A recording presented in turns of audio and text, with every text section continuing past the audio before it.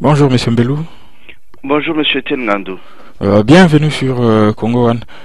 Monsieur Mbelou, cette semaine, la question qui domine l'actualité, c'est celle d'une possible révision de la Constitution par rapport aux élections à venir en 2016. Et l'information qu'on a tous appris, c'est que la majorité kabiliste penserait à réviser la Constitution pour créer un mode de scrutin qui permettrait à Kabila de demeurer euh, au pouvoir. Quelle lecture vous faites d'abord de cette nouvelle donne qu'on a dans cette situation?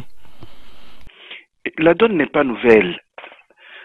Euh, C'est l'impression que nous voulons donner à ce qui se passe qui étonne un peu. Il y a certaines questions que plusieurs d'entre nous n'arrivent plus à se poser. Comment M. Joseph Kabila est-il venu à la tête de notre pays? Il a utilisé quelle procédure? Plusieurs d'entre nous ont oublié que après l'assassinat de Laurent Désiré Kabila, c'est M. Joseph Kabila qui lui a succédé de manière aventureuse. Personne ne l'a jamais élu à ce moment-là pour qu'il puisse être président de la République. Je dis toujours président de la République entre griffes, parce qu'au fond de moi-même, et à partir de certaines analyses, nous savons que ce n'est pas ce monsieur-là qui dirige le Congo. Le Congo est une colonie de la communauté internationale. Le Congo est un pays sous occupation. Mais revenons encore une fois à M. Joseph Kabila. Donc, il est monté sur le trône de manière aventureuse. Et qui l'a propulsé là? Voilà les questions que nous ne nous posons pas. Là, c'est d'un de deux. Après qu'il ait été propulsé à ce niveau-là, il y a eu la mascarade électorale de 2016 et un livre, une conférence est revenue sur cette mascarade-là et a montré comment il y a eu des arrangements de la fameuse communauté dite internationale pour que ce monsieur-là puisse demeurer à la tête du pays. Et je vous renvoie encore une fois à ce livre et à la conférence qui a été tenue sur ce livre. C'est le livre de Charles Onana, Europe, crimes et censure au Congo, les documents qui accusent. Et je vous rappelle que ces documents-là n'ont jamais été démentis jusqu'à ce jour. Premier épisode, monté sur le trône de manière aventureuse. Deuxième épisode, maintien à la tête du pays à partir des crimes et censures orchestrés par la communauté internationale et un peu plus précisément par l'Union européenne. Troisième épisode, les tricheries de 2011. Quand on analyse ce parcours, comment peut-on, un homme et une femme ayant un peu de jugeote, croire que ce monsieur qui a eu ce parcours chaotique, ce monsieur qui a été maintenu à la tête du pays par des forces obscures et des réseaux auxquels il appartient, puisse un matin dire, oui, maintenant je crois que j'ai fait mes 2 mandats, maintenant je peux laisser la tête du pays à une autre personne. C'est entre autres une façon de rêver debout. Une autre dimension de cette question.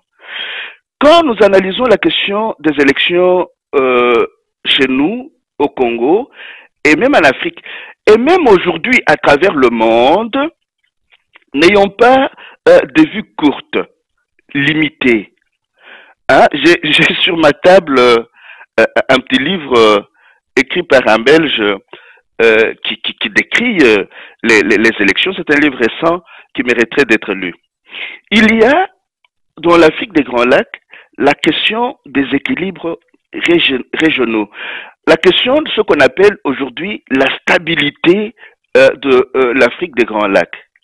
Et dans une correspondance échangée dernièrement entre un sénateur et John Kerry, un sénateur américain John Kerry, le sénateur dit entre autres ceci: ce n'est pas parce que nos amis du Rwanda assurent la stabilité, leur armée assure la stabilité dans cette région-là, qu'ils peuvent aujourd'hui se permettre de tuer, de massacrer, d'assassiner les opposants.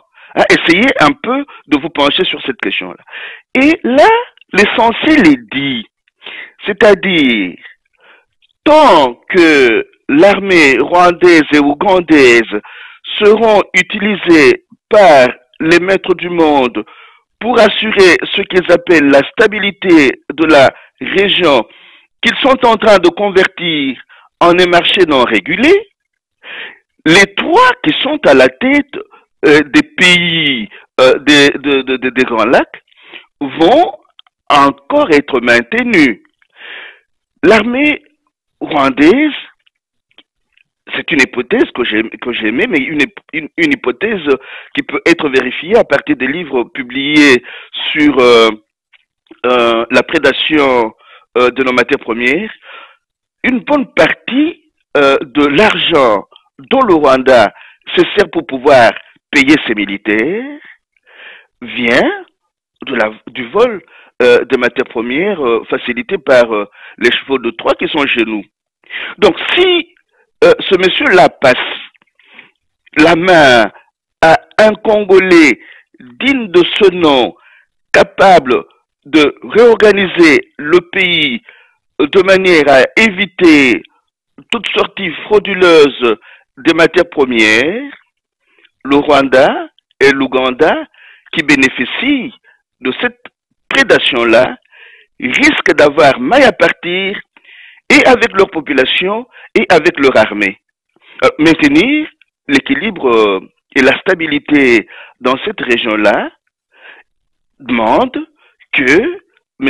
Joseph Kabila puisse être maintenu à la tête du Congo. Ne fût-ce que comme figurant, hein, comme je venais de le dire, le Congo actuel est un pays sous tutelle, sous occupation et une colonie de la communauté dite internationale. Donc, une deuxième considération. Monsieur Mbelou, s'exprimant sur cette question, Monsieur Lambert Mende, qui est porte-parole du gouvernement de Kinshasa, sur Radio France Internationale, pour lui, il a déclaré qu'il n'y avait pas de doute et que Joseph Kabila respectera la Constitution. Et ce qu'a fait tout de suite de démentir ses propres amis de la majorité kabiliste. Monsieur Mbelou, qu'est-ce qui peut expliquer une telle cacophonie dans cette majorité? Mais ce n'est pas une cacophonie. Pourquoi est-ce que vous appelez cela cacophonie? Cette majorité des mangeurs est une majorité du statu quo. C'est en maintenant la situation actuelle du Congo que ces messieurs et ces dames-là, qui font partie de ce qu'on appelle la majorité présidentielle, mangent, boivent, s'amusent. Et le contradicteur, c'est celui qu'on appelle, c'est celui qui s'appelle Claude Machala, qui a des liens très très très proches avec Madame Tchalamouana. Et si vous avez suivi, par exemple, ce que Tchalamouana dit sur le fonctionnement du pays actuellement, vous comprenez pourquoi l'un de ses proches peut tenir ce discours-là. Ce n'est pas une cacophonie. C'est ce qui se passe aujourd'hui dans notre pays. C'est déjà passé vers les années 60.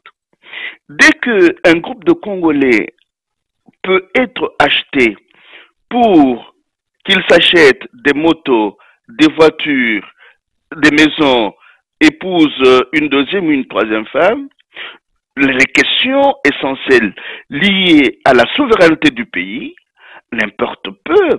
Vous avez, je vous renvoie encore une fois au livre de Jules Chomé, L'ascension de Mobutu. Mais comme à un certain moment nous n'avons pas le sens de notre histoire, nous croyons que c'est du neuf. Non. Les acteurs qui opèrent chez nous sous couvert de ce réseau de prédation ont la maîtrise de notre histoire. N'oubliez pas que ces messieurs-là et ces dames-là, étudient le Congolais, ils le connaissent, ils étudient la Congolaise, ils la connaissent. Ils ont fait des preuves dans l'histoire de leur propre pays avec le nôtre. Ils connaissent bien l'homme et la femme congolaise quand ils essaient d'être aux affaires. Donc, mais malheureusement, nous sommes coupés un peu de notre histoire. Nous nous en inspirons pas quand nous analysons les questions d'actualité. Et voilà. Et nous avons, à un certain moment, envie de croire que nous sommes placés face à de nouvelles questions. Ce ne sont pas de nouvelles questions du tout. Et je voulais ajouter une troisième considération en disant ceci.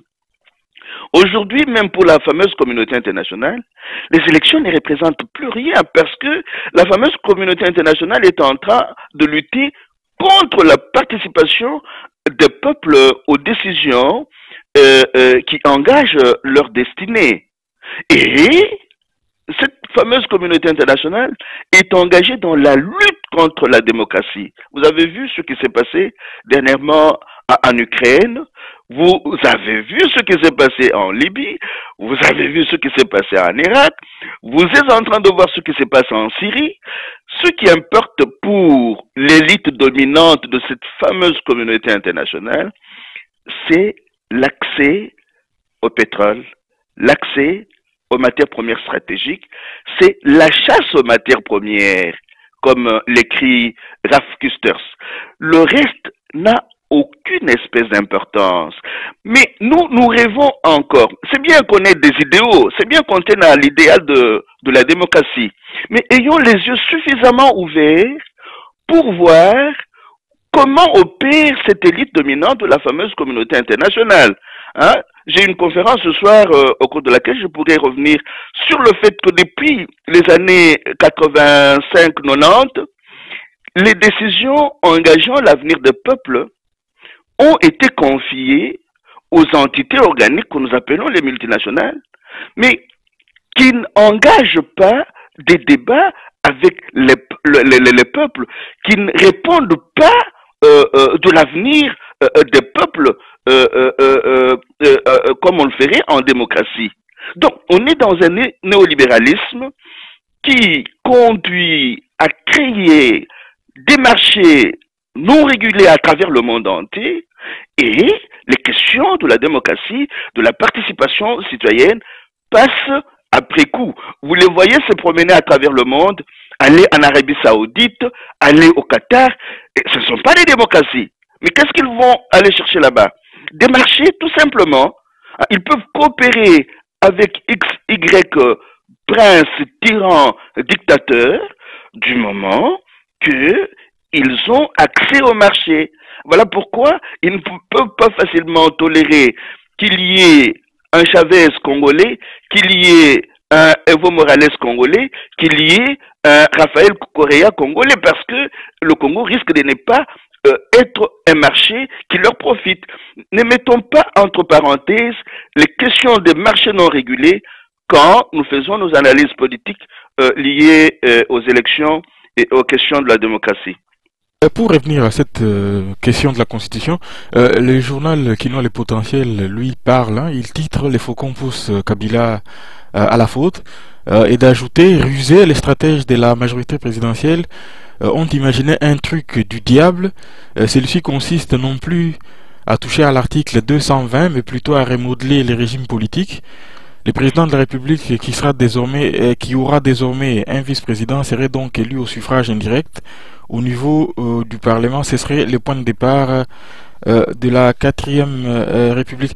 On a comme l'impression que c'est une question qui est quand même sensible et sur laquelle énormément de gens s'interrogent, M. Mbello.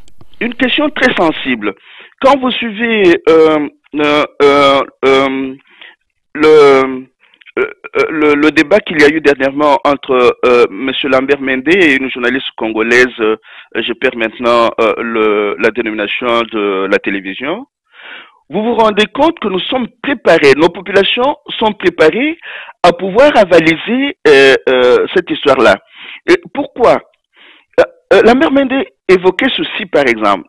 Il disait à la fille, à la journaliste, Madame, le constituant a offert au peuple la possibilité de pouvoir se prononcer sur certains articles de la Constitution au référendum.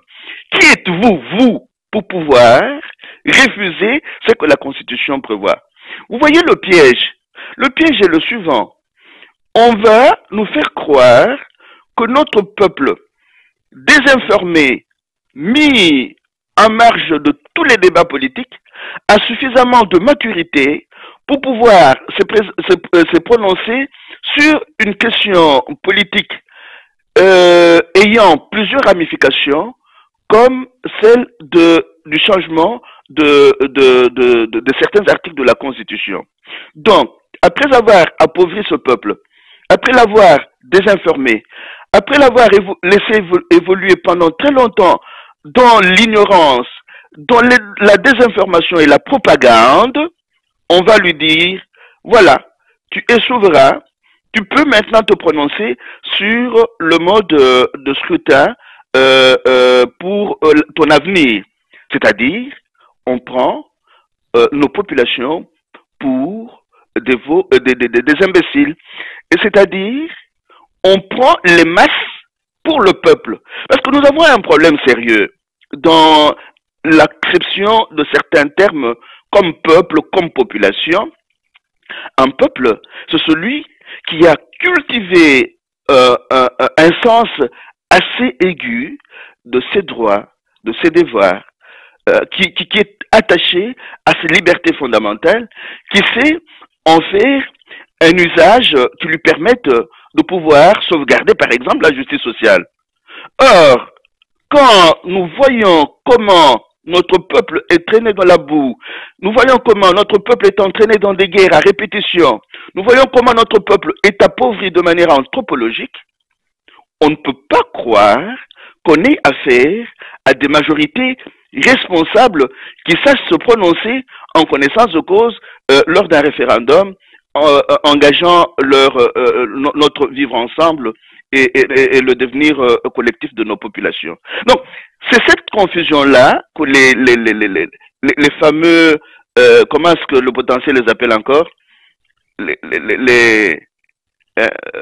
Les faucons sont en train d'entretenir, ils entretiennent cette confusion en nous faisant croire, non, le peuple est suffisamment mature pour pouvoir se prononcer. Mais à travers tout cela, c'est un jeu de dupes auquel ils se livrent. Donc, réduire les élections au niveau de l'Assemblée nationale, c'est savoir d'abord que beaucoup de ces députés-là sont facilement achetables, ils pourront être achetés, et celui qui sera capable, après avoir détourné les deniers publics pendant une dizaine d'années, celui qui sera capable de les corrompre, se maintiendra au pouvoir le plus qu'il le pourra. Là, on ne tient pas compte de l'évolution, par exemple, des questions liées aux élections aujourd'hui, dans ces pays ayant quand même une certaine tradition démocratique. On commence à parler du tirage au sort.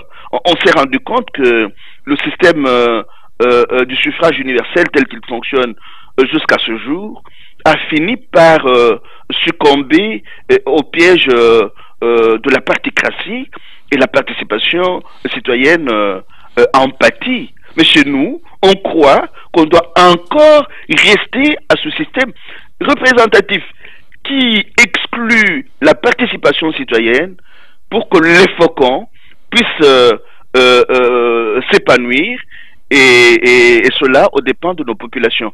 Et puis, entre nous soit dit, pourquoi est-ce qu'on voudrait mettre tout sur le dos des autres et non sur le dos de celui qui, à plusieurs reprises, a pris rendez-vous avec l'histoire, a pris rendez-vous avec nos populations pour dire « je m'engage à respecter la Constitution ». Pourquoi est-ce qu'on voudrait tout le temps, quand ce monsieur-là est en train de succomber aux sirènes de ces faiseurs, pourquoi est-ce qu'on doit tout le temps mettre cela sur le dos de... Oh, ce sont les faucons. Ce sont... Mandela a quitté le pouvoir au moment où les populations le réclamaient.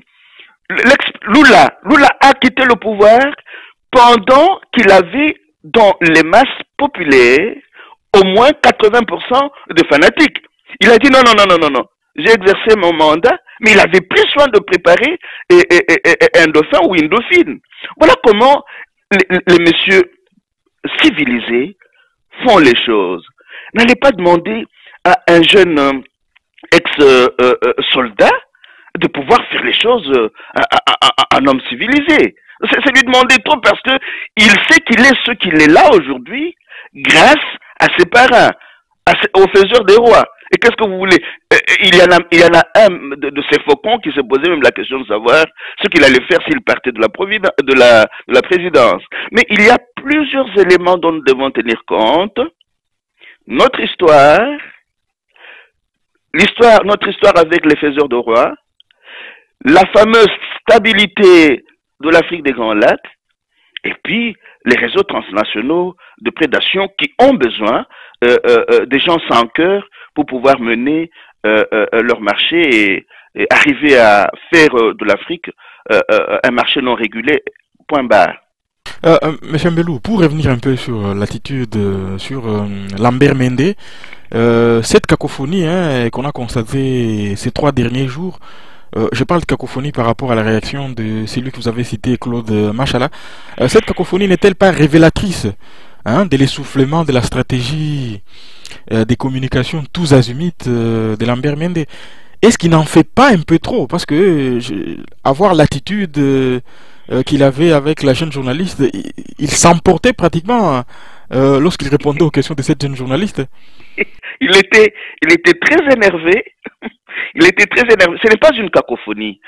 Ce sont des ballons d'essai. Ce sont des ballons. Nous voyons une cacophonie là où ces messieurs-là s'amusent. Quand ils se retrouvent entre eux, ils rigolent. Donc, mais je parle de sa stratégie de communication tous azimuts. Est-ce que ce n'est pas un peu l'essoufflement de cette stratégie? Parce que non, on le voit partout. Il est ministre non, de la Justice, ministre de l'Intérieur. Non, il ne s'est pas essoufflé. Ce que j'ai admiré lors de cette émission-là, c'est que notre fille ait eu l'audace de lui dire de lui cracher certaines vérités en face. Et lui aussi a fait montre de beaucoup de maîtrise. Il a su mener son débat jusqu'au bout. Il n'y a pas d'essoufflement. Il y a plusieurs acteurs qui apparaissent sur le devant de la scène pour cacher le fonctionnement du réseau. C'est comme ça que le réseau fonctionne. Il y en a un qui apparaît, qui dit une chose, un autre vient, il dit le contraire, et on teste la capacité de rebondissement de nos populations et de certains acteurs politiques. Donc ce n'est pas un essoufflement du tout. Ils ont fait l'expérience qu'un peuple bien mobilisé, comme il a été en 2011, peut les surprendre. Alors, ils sont en train de chercher des tuyaux par lesquels passer pour qu'ils jouissent tant soit peu d'une certaine légitimité. Alors, ils multiplient leur stratégie de communication. Mende sort, il dit quelque chose, Claude Machala dit le contraire, et il reste à l'écoute. Et celui celui que Lambert Mende a qualifié dernièrement de taiseux, lui, il pousse ses pions, qui devraient quand même à un certain moment avoir honte de prendre tout le temps la parole à la place de leur autorité morale. Il justifie même son attitude en disant non, il est taiseux. Oh, il n'est pas taiseux. À force de rester là où il est, il a quand même acquis une certaine ruse qui l'aide à rester à l'écoute, à voir ce qui se passe réellement, à calculer la capacité de rebondissement de nos populations. Mais comme nos populations sont souvent tenues à l'écart de tous ces débats-là, alors ils ne participent à rien. Elles ne participent à rien. Elles vont à l'église, elles vont aller pleurer pour que Dieu agisse et transforme les choses. Même si petit à petit, on voit aussi certains pasteurs qui commencent à rompre avec ce discours-là de Nzambe Kitaosal. Ne voyons pas de l'essoufflement là où il y a multiplication de stratégies allant dans le sens de la propagande bien orchestrée pour que l'autorité morale de la majorité présidentielle, l'autorité qui est quand même suffisamment amorale, puisse rester et jouer son rôle dans le réseau transnational de prédation, un rôle qui pourra permettre à ce fameux faucon de pouvoir mieux se servir. Très bien. Autre chose, la procureure de la Cour pénale internationale, Madame Fatou Bensouda, était cette semaine à Kinshasa, où elle a été reçue le mercredi 12 mars par Raymond Chibanda, ministre congolais des Affaires étrangères. Monsieur Mbelou, que Fatou Bensouda se rende à Kinshasa, voilà qui témoigne de la bonne collaboration entre la CPI et le gouvernement de Kinshasa. Non, moi je ne vois pas. Où voyez-vous la collaboration là-bas? Ce sont des mises en scène, Mais c'est du théâtre, tout le ça. gouvernement congolais a facilité l'envoi de Fidel Babala à la CPI. Non. Quel est le rôle que la CPI joue? C'est aussi là des questions que nous devrions apprendre à approfondir. Combien d'assassins euh, autres que les Noirs africains se retrouvent à la CPI?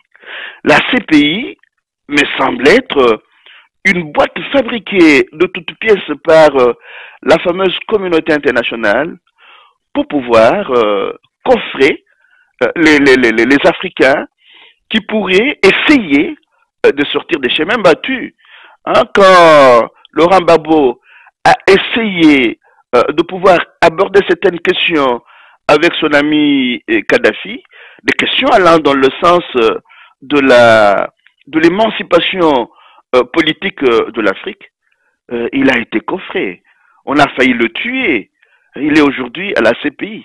Non, quand nous parlons de la CPI, n'ayons pas une vue courte. Hein? Bemba, bien qu'ayant été instrumentalisé par l'Ouganda, n'a pas fait pire que Kabila, que Museveni, que Kagame. Or, ces trois-là ont encore la confiance de la fameuse communauté internationale. Pourquoi est-ce qu'on n'arrête pas Kagame? Pourquoi est-ce qu'on n'arrête pas Museveni? Pourquoi est-ce qu'on n'arrête pas Kabila? Donc, nous sommes en train de donner une image de la justice dite internationale qui ne colle pas à nos réalités. Et vous savez que souvent, je vous renvoie à un livre de celle qui a été porte-parole de Kala Del Ponte. Et vous pouvez même lire le livre de Kala Del Ponte elle-même pour comprendre que ces institutions de la justice dite internationale travaillent main dans la main avec ceux qui orchestrent les guerres secrètes contre l'Afrique. Hein, le livre, c'est Paix et Châtiment, les guerres secrètes de la politique et de la justice internationale. Ce livre-là est encore d'actualité. C'est mieux de le lire et de le relire. Quand nous perdons de vue tous ces écrits, nous risquons de croire, de nous réveiller un matin et de dire, voilà, la Cour pénale internationale peut faire quelque chose. Qui c'est, Karegeya, avant de mourir, disait entre autres ceci, quand on a arrêté Bosco Tanganda, au lieu d'arrêter Tanganda, c'est Kagame qu'on aurait dû arrêter parce que Kagame a envoyé Tanganda au Congo pour l'aider à poursuivre sa guerre d'agression et de prédation.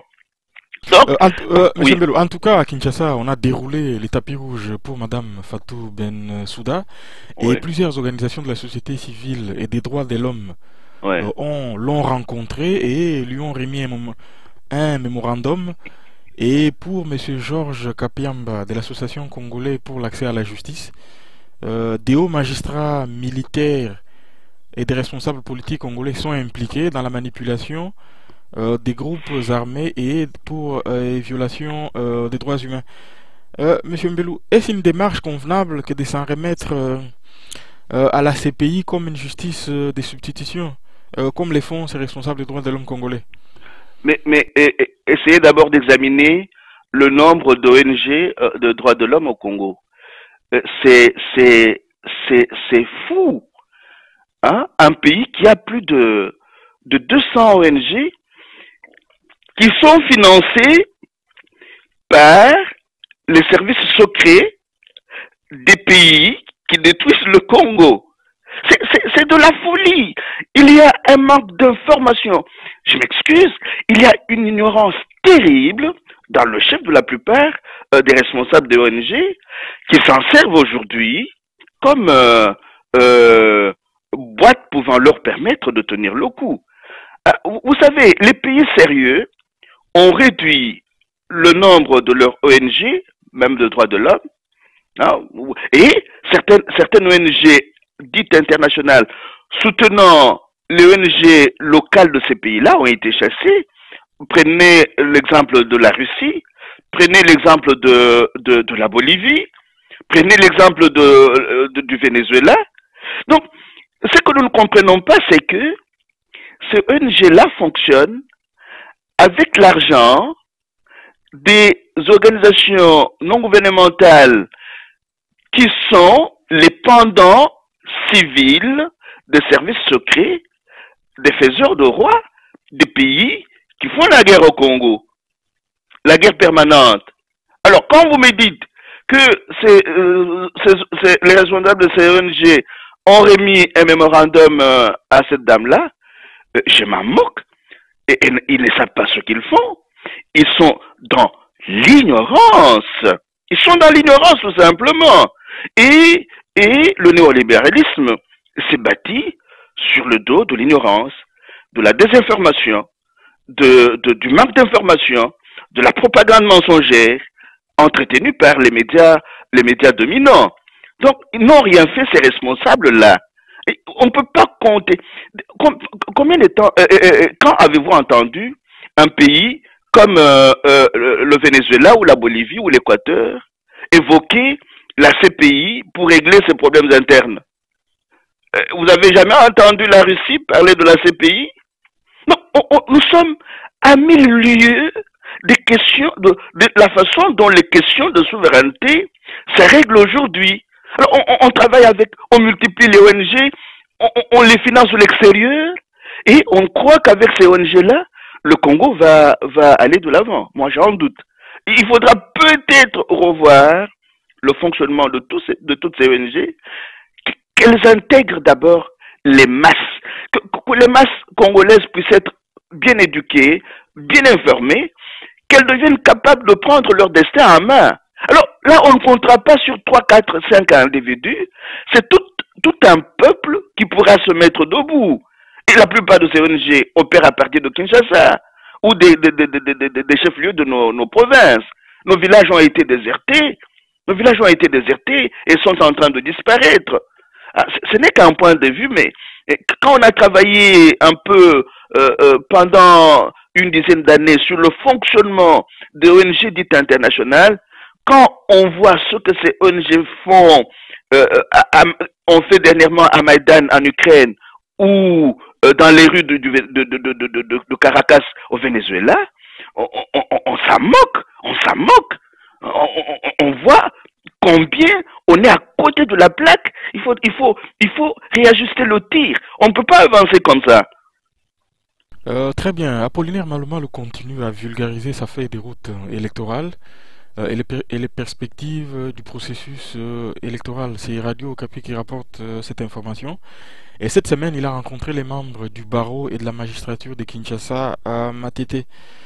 Monsieur Mbelou, on a comme l'impression que l'abbé Malumalu fonctionne de manière autiste, hein, entre guillemets, et ne se préoccupe guère des doutes émis quant à son impartialité.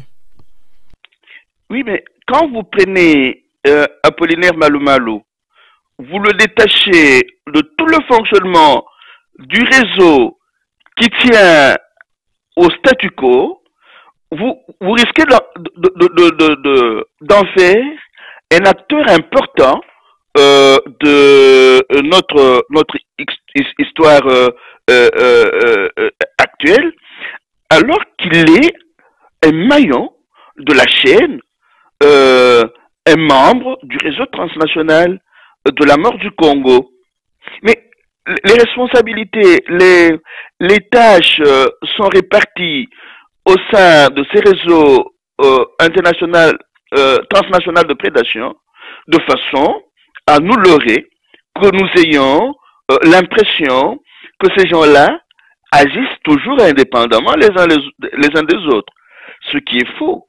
C'est un réseau interconnecté qui opère de manière coordonnée, même si l'illusion qui nous donne risque de nous faire croire en leur indépendance. Il n'y a pas d'indépendance, il n'y a pas d'impartialité. Non, c'est un réseau qui fonctionne en sachant ce qu'il veut atteindre comme but. Notre difficulté aujourd'hui me semble être celle-là. Nous analysons, nous critiquons, c'est déjà bien, mais sommes-nous plusieurs à nous mettre ensemble pour nous fixer des objectifs à atteindre demain ou après-demain, tout en restant attentifs à ce qui se passe. Parce que maintenant, nous risquons de créer une distraction. Oh, Kabila a dit, oh, Malumalu a dit, Mende a dit. Mais qu'est-ce que nous avons comme objectif alternatif à atteindre? Comment faisons-nous, dans notre immense majorité, pour atteindre ces objectifs-là et de manière résolue? Voilà des questions qui me semblent à l'heure actuelle être essentielles. Eux font leur boulot. Ils ont le réseau. D'accord. Avons-nous aussi des réseaux alternatifs? Pouvons-nous être capables aujourd'hui, majoritairement, de monter un contre-pouvoir qui fonctionne pour que dans 2, 3, 4, 5 ans, ce pays-là puisse passer de l'État colonial qu'il est aujourd'hui ou néocolonial à l'État national? Voilà un défi.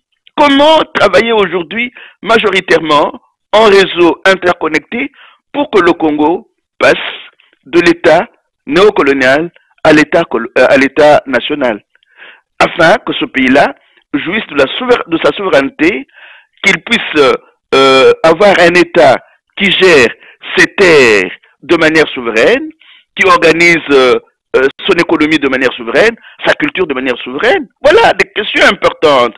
Qu'avons-nous comme alternative dans notre immense majorité? Sommes-nous capables de créer des réseaux d'un contre-pouvoir à même de redonner à notre pays un autre souffle? Voilà des questions sur lesquelles nous devrions de plus en plus nous pencher.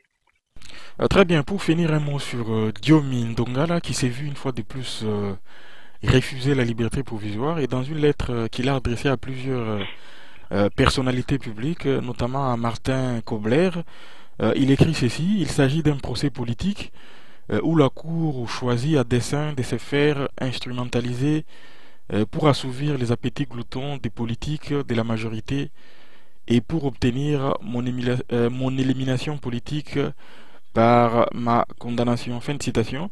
Et le collectif des avocats de Diomi Ndongala a organisé une conférence de presse en parlant des parodies de justice.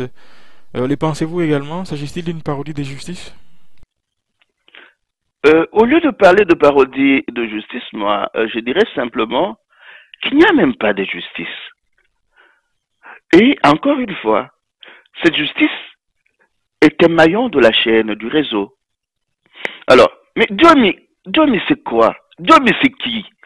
Diomi est aujourd'hui le symbole de tous ces Congolais et de toutes ces Congolaises qui essayent de lutter à visage découvert pour que le pays sorte des chemins battus. Alors, le mettre en prison, organiser un procès politique contre lui, c'est une façon de dire à ces Congolais, à ces Congolaises: vous voyez le sort qui pourrait vous attendre si vous vous entêtez à résister contre l'ordre néocolonial tel qu'il est assumé aujourd'hui par plusieurs chevaux de Troie opérant dans l'armée, dans la police et dans les autres institutions congolaises. Ou vous la bouclez, ou on vous met en prison, ou on vous assassine tout simplement. Quand vous suivez le procès de Diomi, où ce faux semblant de procès, vous vous rendez compte que mais les filles qui disent avoir été violées n'ont pas suffisamment de références. Par exemple, elles se contredisent quand elles doivent dire où elles ont été violées.